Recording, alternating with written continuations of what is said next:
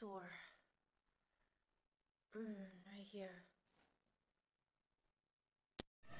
بسیاری از مردم با مشکل دندون درد مواجه هستند. خب اگر جایی هستید که دندونتون درد گرفت و داشتید اذیت می‌شدید و دکتر هم در دسترستون نبود، چند راهکار ساده هست که میتونید اون راهکارها رو انجام بدید و به شما کمک میکنه تا درد شما آروم بشه.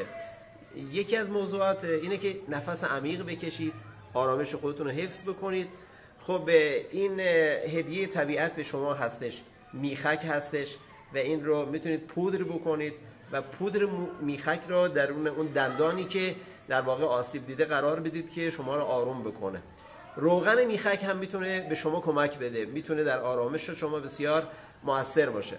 اما غیر از میخک شما کار دیگه هم میتونه انجام بدید و اون در واقع یک آموزشی هست که من خدمت شما تقدیم میکنم که بتونید در چند ثانیه دندون درد خودتون رو آروم بکنید. ببینید این نقطه پایین بینی، دقیقاً این نقطه پایین بینی، وقتی شما دندون درد دارید با شست خود این قسمت رو در حد 10 تا 15 ثانیه به صورت محکم به داخل فشار میدید.